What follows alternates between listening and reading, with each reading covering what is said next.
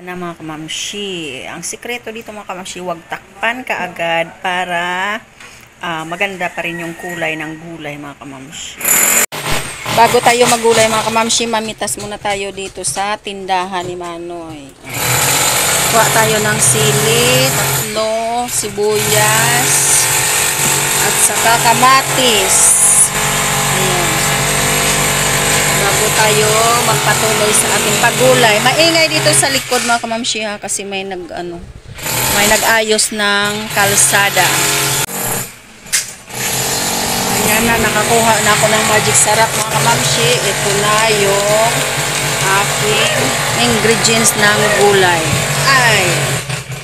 Ayan na lahat. Good morning mga kamamshi. Ayan.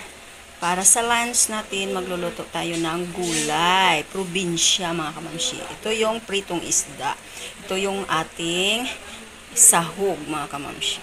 Naka-prepare na dito yung gulay natin mga kamamshi. Ayan, may okra tayo, may sitaw, kalabasa, at saka gabi mga kamamshi. Maganda tong gabi, pwede din to sa sinigang.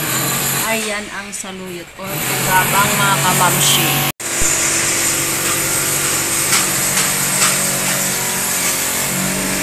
Kulo na mga kamamshi, ilalagay na natin to ang sibuyas, kamatis, sili, kalabasa, at saka gabi. Ayan mga kamamshi.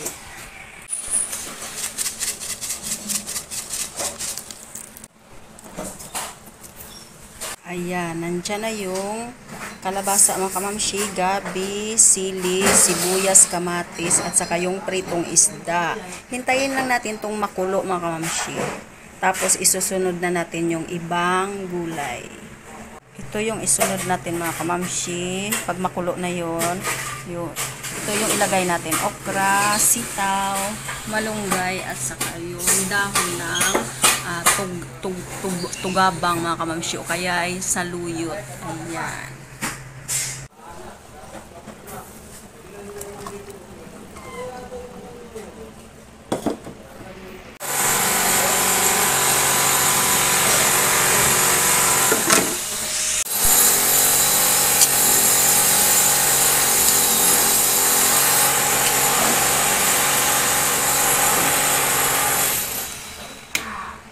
Binuksan na natin, lalagay na natin ang malunggay. Masustansya na gulay, pamprobinsya talaga ito mga kamamshi.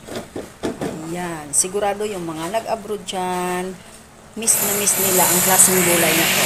Napakasustansya nitong gulay na to mga kamamshi.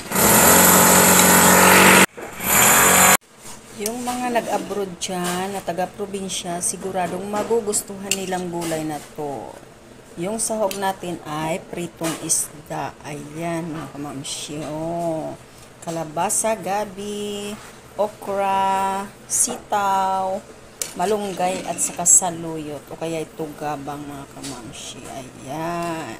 Hindi na tayo naggisa mga kamamshi ha. Pinapakulo lang natin ang tubig. Tapos tinimplahan, nilalagay lahat-lahat dyan. Napakasarap mga kamamshi ito. Masustansyang gulay, probinsya.